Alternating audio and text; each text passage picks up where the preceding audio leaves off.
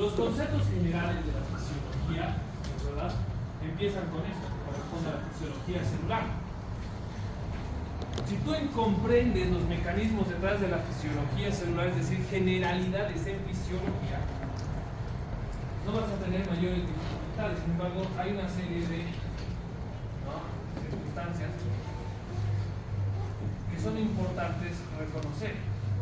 La fisiología tiene un sinónimo que ustedes van a encontrar frecuentemente en sus textos cuando los estén leyendo. Este sinónimo de fisiología se llama homeostasis. Stasis es estado.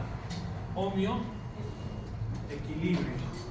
Un estado de equilibrio. Este estado de equilibrio es sinónimo de fisiología. Por lo tanto, por ejemplo, cuando una persona está con gastroenteritis, está cursando con una diarrea, como el intestino delgado está inflamado y no está absorbiendo ni alimentos ni nada, y el intestino grueso también está inflamado, por lo tanto no está absorbiendo agua, tenemos una pérdida de alimento sólido y de agua. Por lo tanto, mi paciente está en un estado de pérdida excesiva que se llama estados patológicos. Lo opuesto al estado homeostático. Cuando yo le doy loperamida para que se le pase la diarrea, que es un antidiarreico que no se le da a los niños por si acaso, la loperamida, y le doy, ¿sí? ¿Pasa? Bueno, yo le doy, por ejemplo, tomo mi loperamida con mi Powerade azul para restaurar los electrolitos que he perdido en las heces fecales.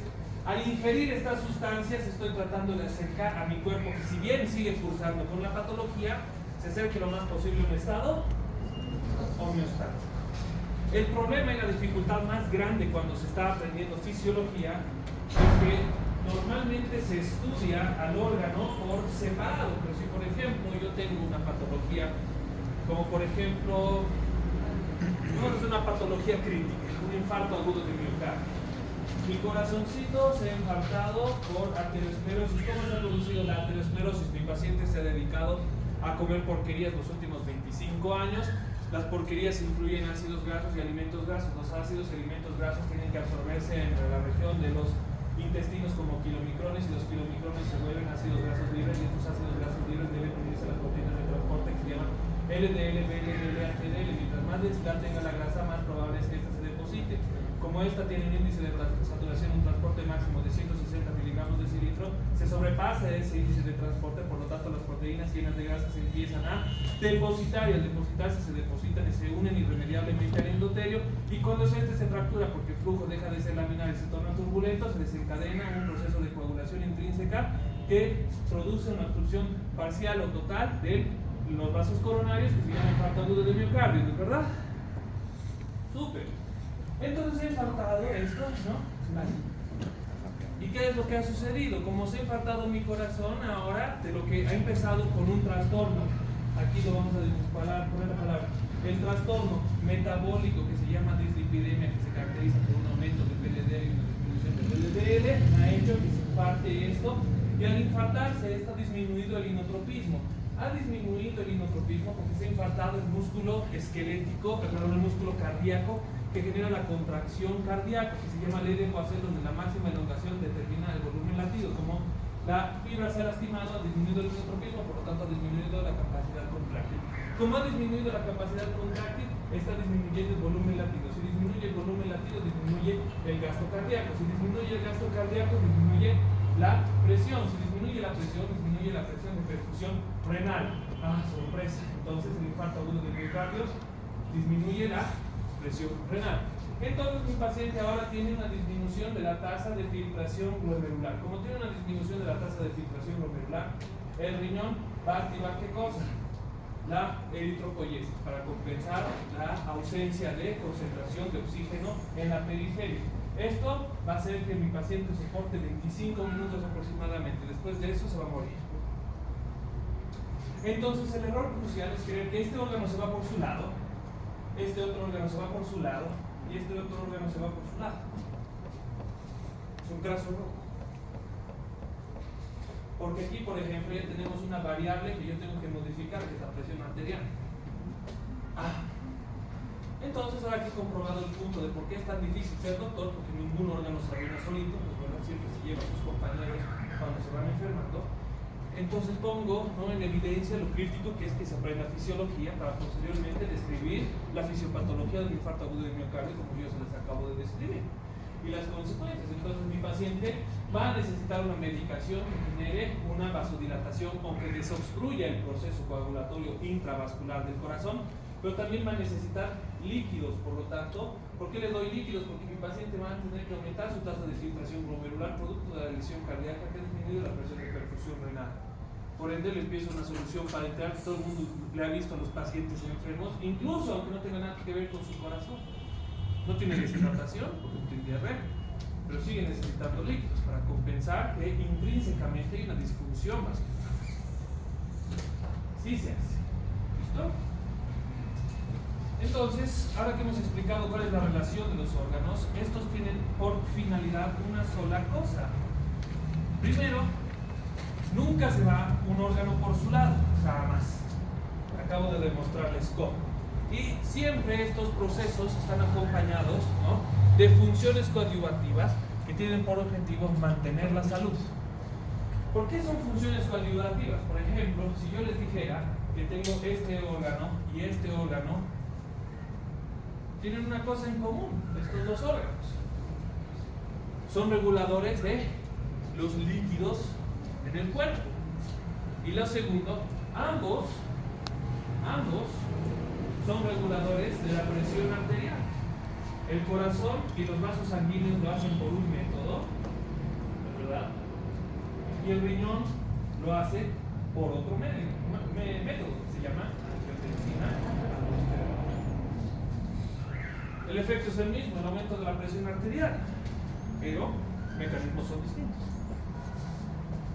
En el complejo sistema que corresponde a la cátedra de fisiología, nosotros vamos a aprender desde los segmentos de la química, la biología molecular y la biología celular. Entre estos sistemas encontramos las moléculas que interactúan con las células y los tejidos. Bioquímica hace referencia a un término universal que está describiendo una sustancia que puede ser endógena o exógena que tiene la capacidad de activar o inhibir a las células, pero siempre de origen químico. Por ejemplo, ¿cuáles? La glucosa es altamente bioquímica, es una molécula que viene de alimentos exógenos como la fruta y los dulces, que cuando interactúa con la mitocondria, tú le das glucosa, oxígeno, vitamina B y agua a una célula, desencadena una reacción química que también es celular, que desencadena la formación de ATP. ¿No ven? Ok. Entonces, ahí es donde nace la situación química. Cuando ustedes estaban llevando ciclo de Krebs, seguramente los han matoneado hasta que digan el ciclo de Krebs adecuadamente, o el ciclo del ácido tricarboxílico, porque resulta que sí tiene función, porque las mitocondrias dejan de funcionar en un estado crítico que tiene este nombre. Entonces sí sirve el ciclo de Krebs. Aquí deja de funcionar el ciclo de Krebs. Por es tan peligroso. El ciclo de Krebs no funciona, hay shock. La célula se muere. Y los tejidos se mueren. Luego le sigue la falla multiorgánica y la falla multiorgánica le sigue la muerte. Consecuentemente tenemos los órganos, los sistemas de órganos, los organismos y las poblaciones de especies. Las poblaciones de especies son tan importantes para la fisiología como la misma función molecular, porque si yo les digo cuál es la incidencia de infección urinaria en estos dos grupos, van a ver que si alguno de ustedes se digna a leer un libro de infectología, algún día van a ver que hay distribución bimodal en el masculino y trimodal en el femenino, siendo estos menores de 5 años y mayores de 80 años. En el femenino, menores de 5 años, mayores de 80 años, pero de edad sexual reproductiva. Las poblaciones de especies son importantes. Los hipertensos son más frecuentes, junto con la alopecia, en las razas afro-bolivianas y afroamericanas. Por eso es importante la población de especie. Todo el sistema celular que nosotros entendemos como función celular, digamos, esa ventana abranla y voy a cerrar esta para que vean.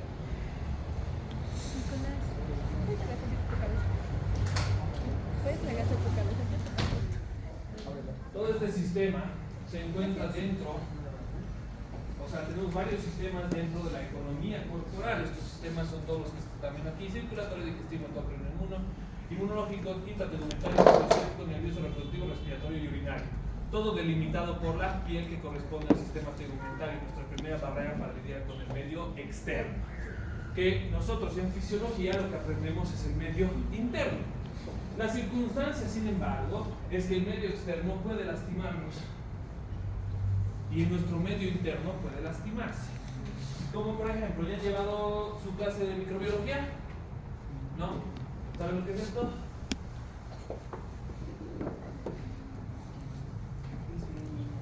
Flora microbiana normal humana. Por ejemplo, les voy a dar un ejemplo del medio externo afectado por el medio interno. Cuando tú entras a defecar a un baño, terminas de defecar, ¿qué te tienes que hacer? Lavar las manos. ¿Saben por qué? Porque en las heces fecales tenemos E. coli, la Escherichia coli, que se dice Escherichia, quiere decir que su docente no sabe latín, porque es la CH se pronuncia K. La Escherichia coli es flora microbiana normal humana de los intestinos humanos. Si no te lavas las manos, tú cocinas como las señoras de la San Francisco que hacen sus batidos, estás formando las heces fecales de alguien y te vas a enfermar, porque va a haber una disregulación de los péptidos, principalmente las toxinas Shiga que poseen las Escherichia coli, que van a empezar a lesionar a las células porque no están hechas para poder lidiar con la activación anormal del AMP cíclico, producto de las proteínas como E. coli, de la E. coli. Estas se van a ir caracterizando. Si es enteroinvasiva, te va a producir diarrea. Si es enterohemorrágica, te va a producir diarrea con sangre, porque todas las proteínas entre E. coli van cambiando, tanto como ustedes son distintos. Pero ¿de dónde ha venido el malestar, la diarrea, la infección? Ha venido del medio interno. ¿Alguna vez han escuchado, por ejemplo, de una infección muy grave que se llama fiebre tifoidea? Actualmente se llama fiebre enteral y no se llama tifoidea. La fiebre tifi o paratifi viene de una bacteria que se llama Salmonella tifi. Y eso, por ejemplo, es una infección del medio externo.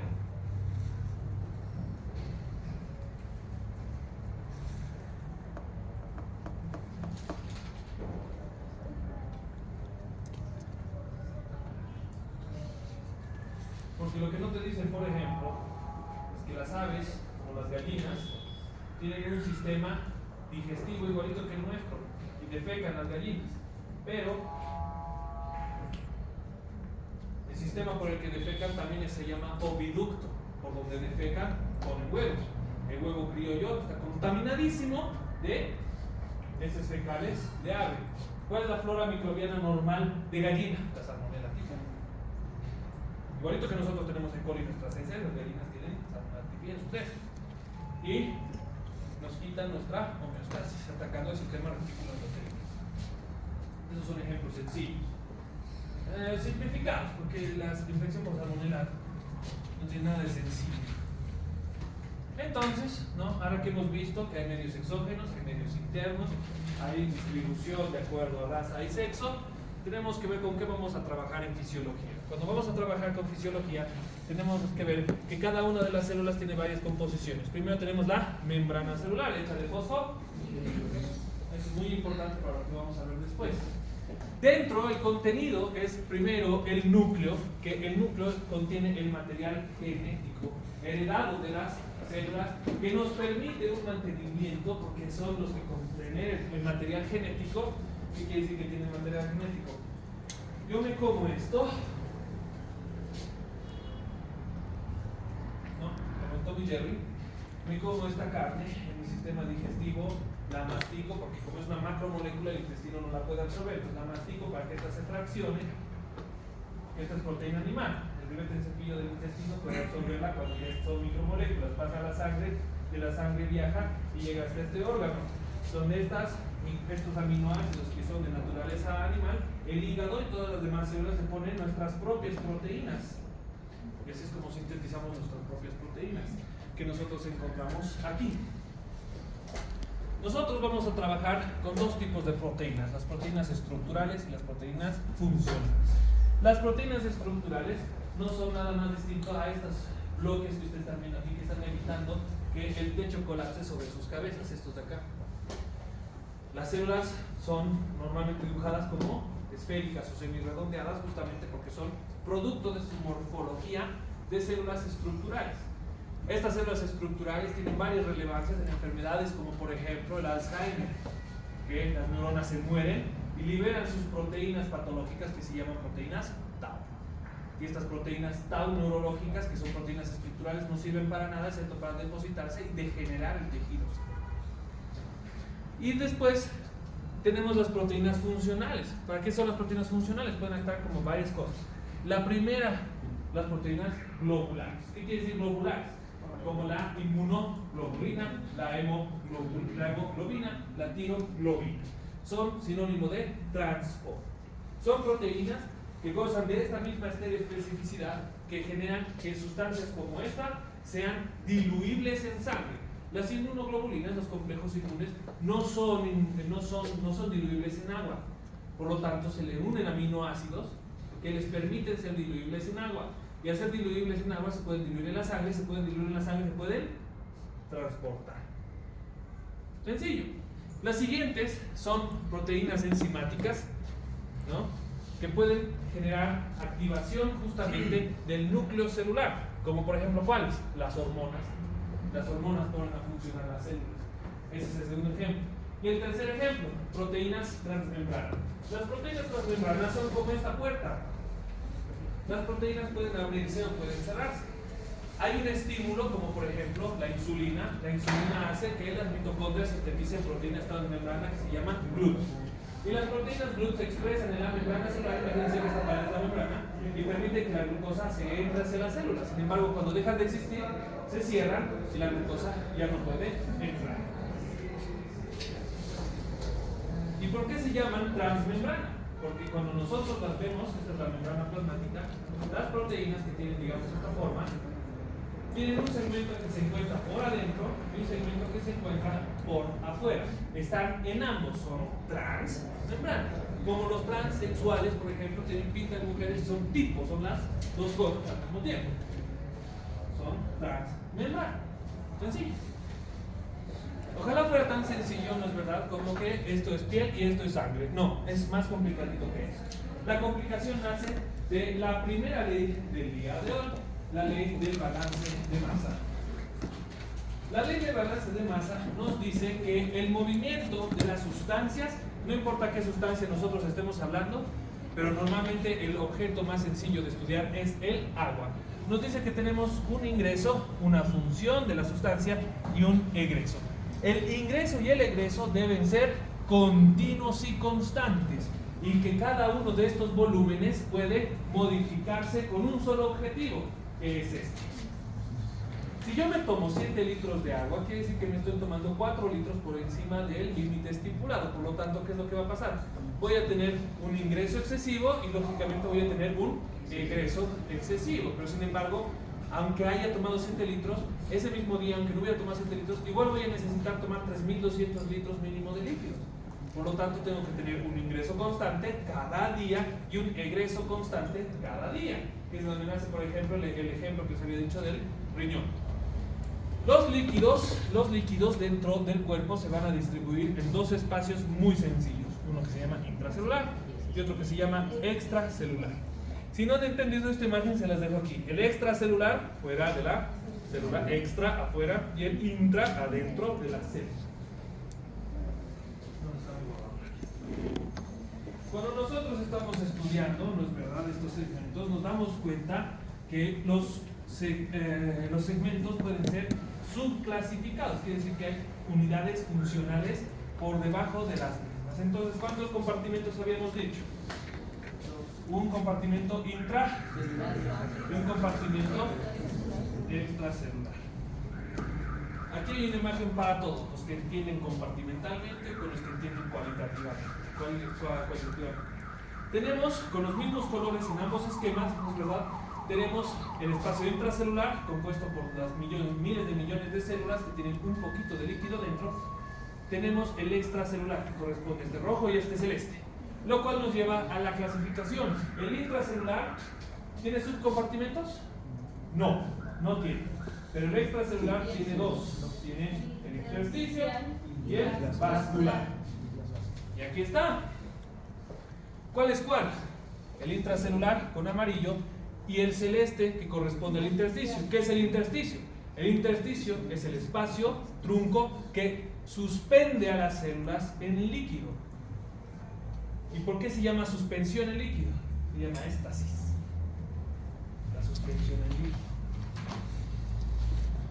Y finalmente, un último compartimento más pequeño de todos, el vascular. Intracelular y extracelular. El extracelular se divide en intersticial y en vascular. Todos estos, por ejemplo, nosotros sabiendo que un adulto, por ejemplo, ¿cuánto de agua corresponde al porcentaje al peso por agua de un ser humano adulto? 60% en promedio. El 60%. ¿Por qué el 60%? Porque normalmente se enferman más los hombres que las mujeres, aunque ustedes no crean. La circunstancia es la siguiente: 0,5 para mujeres, 0,6 para los hombres. Y aquí está, 60%. Entonces, ¿para qué nos sirve eso? La segunda fórmula del día. La segunda fórmula del día. Agua corporal total. El agua corporal total nos va a decir cuánto de mi peso es agua con la fórmula tan sencilla como 0,6 por peso. En este momento ustedes deben saber su peso, eso lo calculan por 0,6 y de ese peso que ustedes tienen, el resultado que salga, ese es el volumen de agua de su cuerpo. Lo cual es muy relativo, porque soy un súper obeso, podría tener un peso, pero muy difícilmente va a reflejar verdaderamente. El agua corporal total 0,6 por peso. ¿Por qué 0,6? Porque es el percentil. 0,6 por peso. Esto nos lleva a la tercera fórmula del día de hoy. La fórmula del líquido intracelular. De ese 0,6 por peso, ¿cuánto corresponde al intracelular? 0,4 por peso. Y la cuarta fórmula del día, el líquido extracelular, 0,2 por peso. 0,4 más 0,2. Es decir, estamos calculando con el 0,6 toda el agua. 0,4 estamos calculando todo solo el intracelular. Y 0,2 estamos calculando exclusivamente. Así de sencillo. El resto de las fórmulas nos vamos a dejar. Todavía no las van a utilizar. Pero bueno, ¿a qué nos lleva esto? A estas características que ustedes están viendo. ¿Cuáles son las características? Intake, output, ingreso positivo e ingreso negativo. Ustedes dirán, pero ¿por qué se llama ingreso si está siendo excretado? Primero tenemos que determinar, el ingreso es vía oral. Tenemos que tomar agua, tenemos que comer, así de sencillo. El egreso, ¿cómo se da? Riñones, pulmones, heces, sudor y piel. Pulmones, ¿cómo es eso? Ahí está. Ya. Y ustedes dirán, ¿pero de dónde viene esa agua? ¿No que era CO2? Sí, sí es CO2 a veces. Es porque CO2 más agua es igual a ácido carbónico. Si les han dicho en el colegio que ustedes expulsaban CO2 al expirar, era para que no se equivoquen. Por eso se mueve. Eso es ácido carbónico. Porque el CO2 es un ácido volátil, no se puede expulsar. ¿Por qué creen, como es ácido volátil, por qué creen que no se pueden matar ustedes mismos aguantándose la respiración? Es volátil, no se puede retener. Cuando nosotros estamos viendo el ingreso positivo habíamos determinado que era por el influjo alimentario. Yo tomo, entonces cuando yo tomo algo, un líquido, el agua se mueve por difusión simple, quiere decir que llega a mi estómago, es absorbido, llega a mi colon, es desabsorbido, llega a mi intestino delgado, es absorbido. Y los sistemas vasculares están altamente irrigados, quiere decir que tienen muchos vasos sanguíneos, por lo tanto, si son irrigados, llega directamente lo que tomamos al intravascular. Y como se mueve por difusión simple, atraviesa las membranas celulares, al intersticial, y del intersticial pasa al intracelular, porque puede atravesar la membrana celular, es difusión simple. El agua, el oxígeno, el CO2 y el alcohol se mueven por difusión simple, no necesitan transportadores, atraviesan todas las membranas. Resultado final, llega, pero ¿qué es cuál es la circunstancia? Como esto tiene que ser con movimiento, debe ser homeostático, puede volver a reingresar, ingreso, para poder posteriormente ser excretado, es decir, está entrando para salir, se llama ingreso negativo, ingresa para salir, aquí están las flechas. Las capacidades, ¿no es verdad?, de estas sustancias de moverse a través de la composición celular, eso se llama bioquímica. que las propiedades del agua le permitan moverse a través de las membranas y de los espacios vasculares por difusión simple se llama bioquímica. Se llama difusión simple esa propiedad. El tercer espacio, habíamos dicho, ¿cuántos espacios hay aquí? 1 y 2. Entonces tiene que haber un tercer espacio. Este tercer espacio es patológico. ¿Qué quiere decir? Es anormal.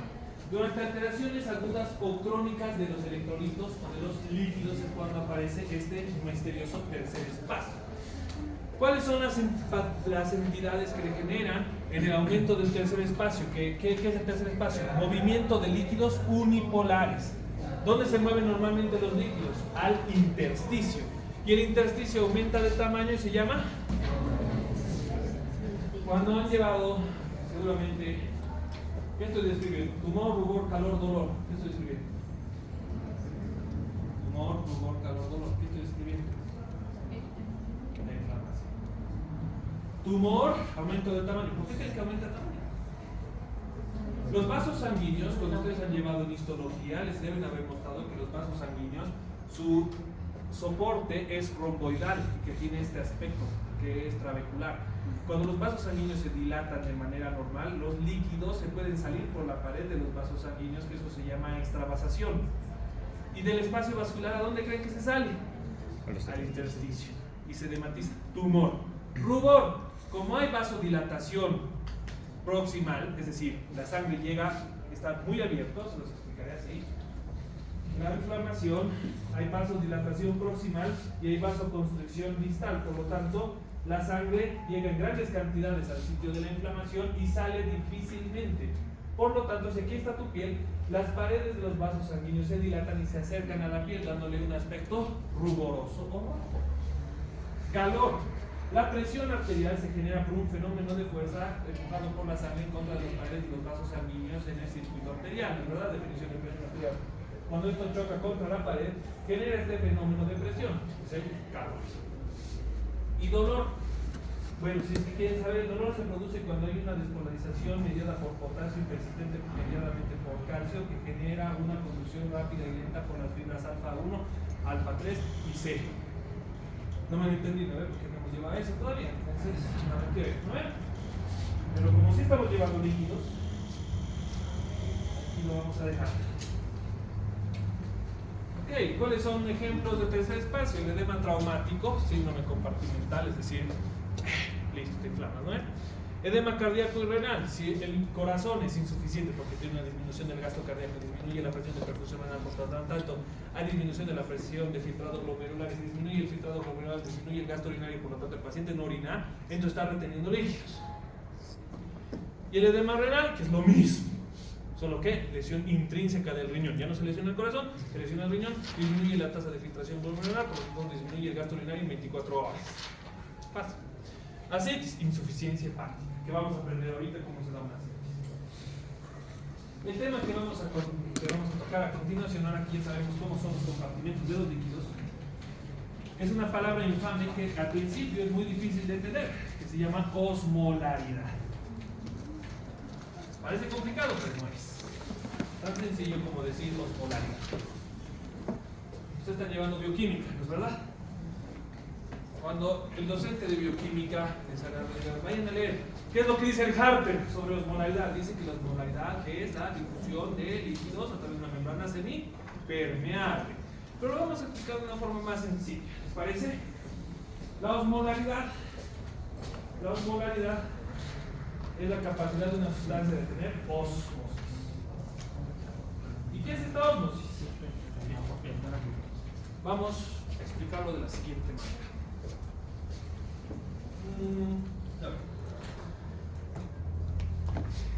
Ya sé, les voy a explicar cómo. ¿Lo conocen al doctor Patricio? No, ya lo van a conocer. Él era mi profesor de física. Entonces, les voy a explicar cómo él me ha explicado los osmolaridad. Tal vez los caballeros entiendan bien mi ejemplo. Y las señoritas, si es que han visto una película al respecto, deben conocerla. En Miraflores, en esos barrios medio turbulentos, ¿no? Las zonas más turbulentas de Miraflores, ¿no? Mientras más cerca de la plaza, peor, ¿no? Hay unos boliches llenos de luces y cosas, donde hay chicas muy pobrecitas, tan pobrecitas que no tienen plata para comprarse ropa. Y tienen que ganarse plata para comprarse su ropa en unos turnos que van desde los superpisos, ¿conocen? ¿Conocen esos lugares? Ah, sí, conocen. Ah, ok. Está bien, estoy bromeando. Unos tubos ahí, tienen que ganarse, ¿no? Plata para comprar su ropa después. ¿Saben de qué tipo de boliches estoy hablando, no?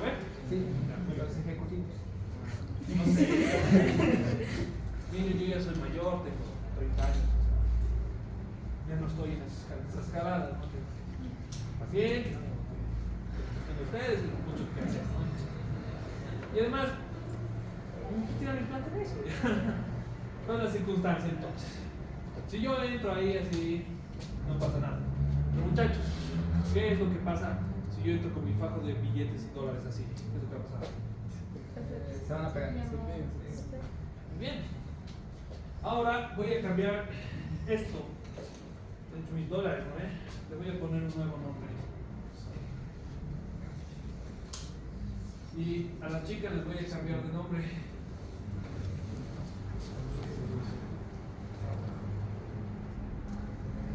Entonces, la ósmosis es la capacidad de una sustancia de atraer y de retener el agua. El agua que no se une a estas moléculas se llama agua libre. ¿Y qué es lo que yo tengo que calcular cuando los pacientes están deshidratados? La unión del agua a esta sustancia es irreversible, no se puede separar. Lo cual nos lleva, ¿no es verdad?, a determinar cuáles son las sustancias más osmóticamente activas.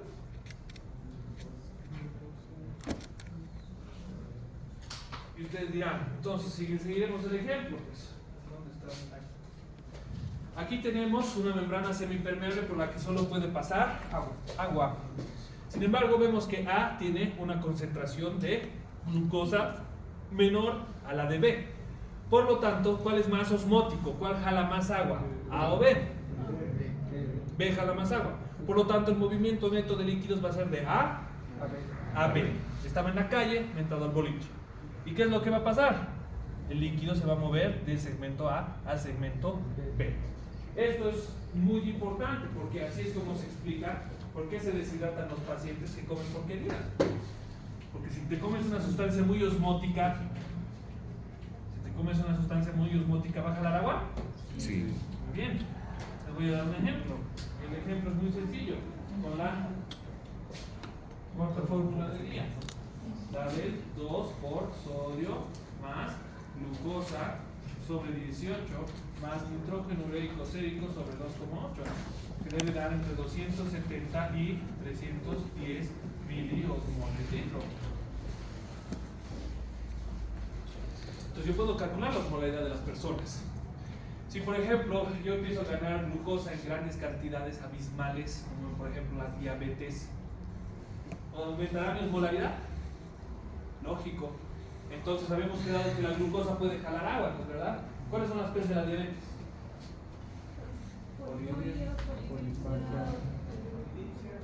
Polifagia. Perfecto. Poliuria. ¿Por qué creen que hay poliuria? Hay mucha glucosa en la orina y la glucosa jala agua. Y al jalar el agua, jala más agua de la que debería jalar normalmente en una orinada. Entonces tiene grandes cantidades de agua en la orina, poliuria. Y si lógicamente estás orinando un montón porque tienes orina osmótica, te vas a deshidratar y vas a querer tomar mucha agua. Listo, si las P's de la diabetes ya saben cómo se produce. Así se produce. Sin embargo, ¿cuál es el determinante? ¿Por qué este compartimento que dice 5% de albúmina y 10% de albúmina, por ejemplo, cuál es más osmótico? ¿A o B? B. Por lo tanto, el movimiento neto de agua es hacia B. Sin embargo, aquí en la imagen parece que la misma concentración de albúmina sigue siendo distinta. Sin embargo, el intercambio se ha vuelto homeostático. Ha alcanzado un volumen y ahora persiste el intercambio permanente a través de la membrana, como si esto fuera el intracelular y este fuera el vascular, si quieren. ¿Por qué ha sucedido esto? Aquí está. Porque si bien la concentración de sustancias es muy importante, lo que determina la osmolaridad plasmática es la presión, que se llama presión osmótica. Estas tres sustancias están ejerciendo un tipo de presión osmótica. Este tipo de presión osmótica se llama presión hidrostática. Y esta presión hidrostática aquí no está igualada, por lo tanto hay movimiento neto de agua. Sin embargo, cuando las presiones se igualan, el intercambio es constante. Por lo tanto, yo debo alimentarme adecuadamente, tomar las cantidades adecuadas de agua para que mi intercambio entre mis mucosas, mis células, mi intersticio y mi espacio vascular no se deshidraten, pero tampoco se edematicen. No se hinchen con agua ni estén secas. Vamos a aprender entonces cuál es el estado fisiológico, cuál es el estado homeostático, el estado iso-osmolar. Iso quiere decir igual. Estado homeostático de la osmolaridad plasmática. Este estado se determina por presión exactamente igual. Fíjense, no dice presión, no dice concentración igual de glucosa, no dice concentración igual de sodio, dice igual de presión. ¿Por qué? Porque como van a aprender dentro de un rato, la concentración de sodio en la sangre es de un valor y la concentración de sodio en las células es de otro valor. No son iguales las concentraciones, sin embargo ustedes ahorita no están edematizados ni deshidratados, lo cual quiere decir que el intercambio entre las membranas de agua es constante. Las partículas osmóticas son importantes. Estas no necesariamente determinan la presión, sino la presión ejercida. La presión osmótica entre ambos compartimentos es igual, por lo tanto no hay desplazamiento de agua. Desplazado quiere decir fuera de lugar. Intercambio sí hay. Hay un intercambio de agua persistente. El agua entra y sale de los compartimentos. ¿Qué compartimentos? Estos que hemos dicho acá. El compartimento celular y el extracelular. Ambos intercambian agua constantemente. Sin embargo, se ven desplazados cuando ya no es homeostático, cuando hay enfermedad. Les vamos a dar un ejemplo, cuando ya hemos visto ya todos los demás estados. Aquí les dejo la fórmula de la osmolaridad plasmática. Este potasio lo he incluido porque los cirujanos les gusta incluir el potasio en la fórmula, y vamos a ver por qué. El estado hiperosmolar, solución donde hay más osmoles, es decir, hay más soluto que solvente. ¿Cuál es el solvente? El agua. Activos en relación a otra solución separada. Entonces, ahora que ya sabemos que es hiperosmolar, ¿cuál es su clínica? Deshidratación. Las sustancias comúnmente asociadas son el sodio, glucosa, urea y mannitol. La osmolar plasmática se encuentra por encima de 310 milimoles. Por lo tanto, yo para calcular la osmolaridad plasmática a un paciente y saber cuál es su estado, si tiene tendencia a la deshidratación o al edema, tengo que pedirle un hemograma. ¿Qué es un hemograma? Un hemograma es el recuento, ¿no es verdad?, cuantitativo de los elementos formes de la sangre. Eso es un hemograma. Por lo tanto, como me va a decir cuantitativamente, yo tengo que utilizar los valores que me va a dar mi hemograma con mi fórmula para determinar la osmolaridad plasmática. El hipoosmolar. ¿Cuál es el cuadro clínico de la hiposmolaridad? Edema celular. Hay más soluto, hay más solvente que soluto, hay más agua que sustancias. Se carece de iones, electrolitos, glucosa, proteínas, se encuentran muy reducidos. No se puede ejercer presión, por lo tanto el agua se estanca y se estanca en un espacio intersticial, generando edema. Es cuando la osmolaridad plasmática está por debajo de los 270-10 miliosmoles. Perdón. Entonces, bajo esa premisa, aquí, este es hiperosmolar, por lo tanto, ¿qué es lo que le va a hacer a este? Lo va a Este es hiposmolar, por lo tanto va a ceder su líquido. ¿Qué le va a pasar a este? Se va a edematizar.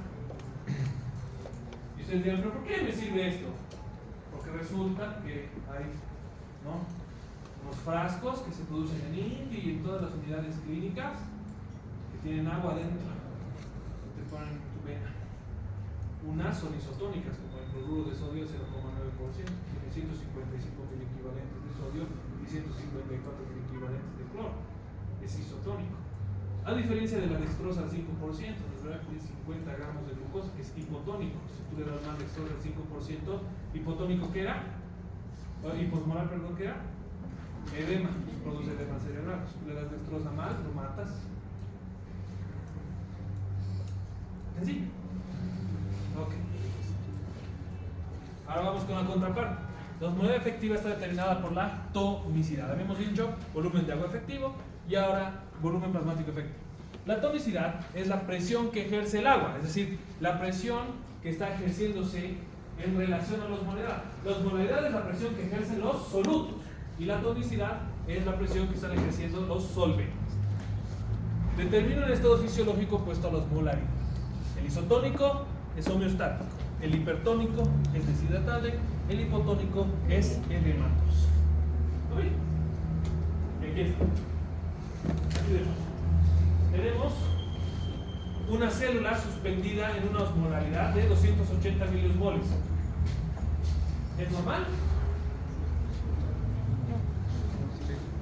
Sí.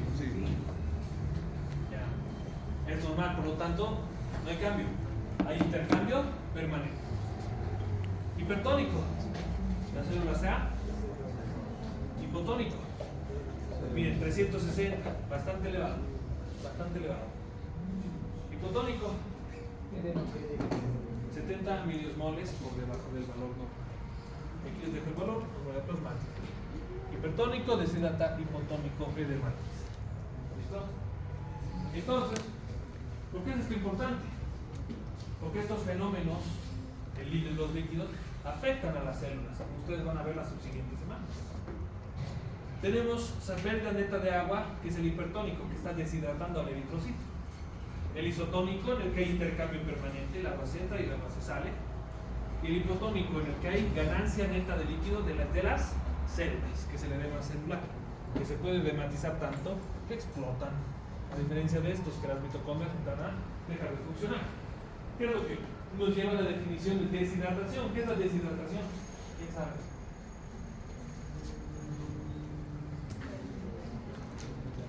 Claro, pero cuando orinas te estás deshidratando, o sea, fisiológico.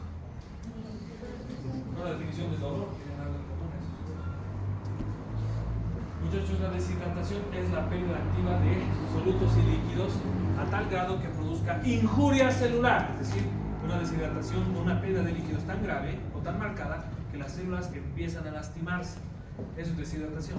Como el dolor, ¿no es verdad? Es una sensación desagradable y subjetiva, puede ser emocional o física, indicadora de injuria celular. Si no hay injuria celular, no duele. ¿Listo? Ahora vamos a aprender pues, cómo se manejan estas presiones. Habíamos dicho que el sodio, la glucosa y el nitrógeno ureico de estos van a ejercer una presión. ¿Qué es esa presión?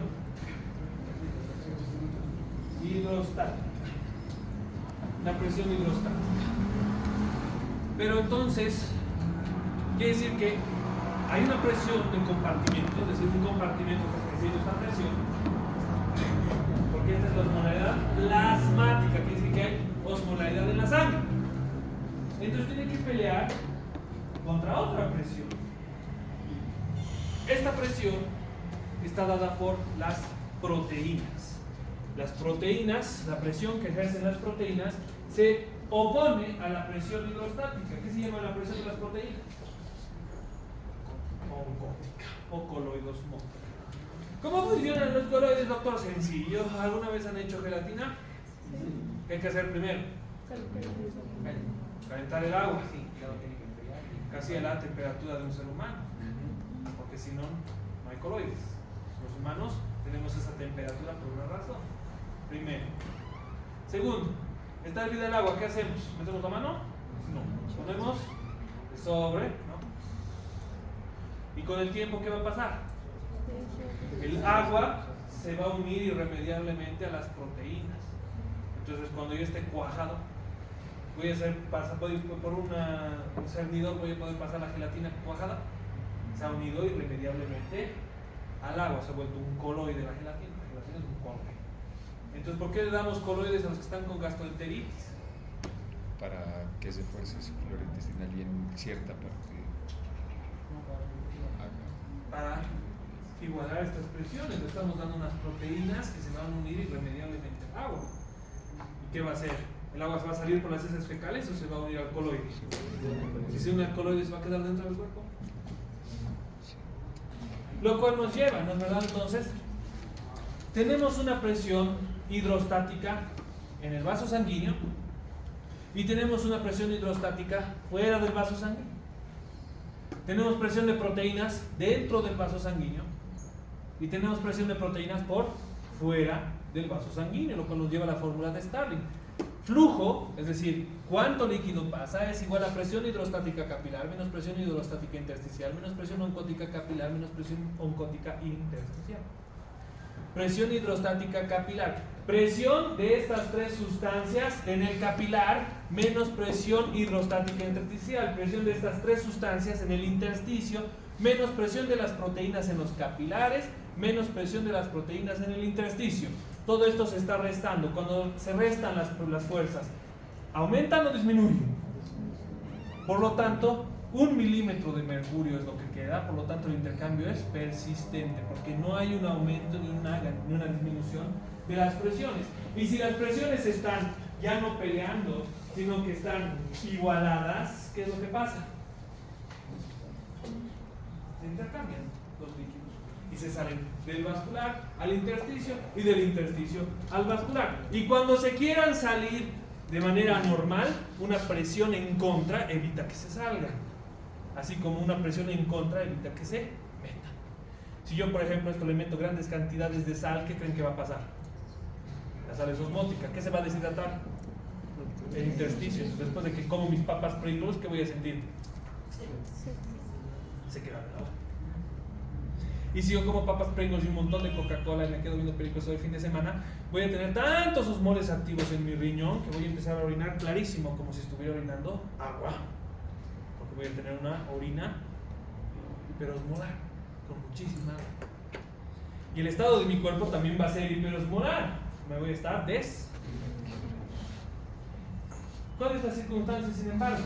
La fórmula de Lewis y Pappenheimer nos dice que las proteínas totales deben tener el mismo grado de osmolaridad, en la que 2,1 por proteínas totales más 0,6 por proteínas totales al cuadrado más 0,0009 por proteínas totales al cubo debe dar entre 270 y 310 miliosmoles litro.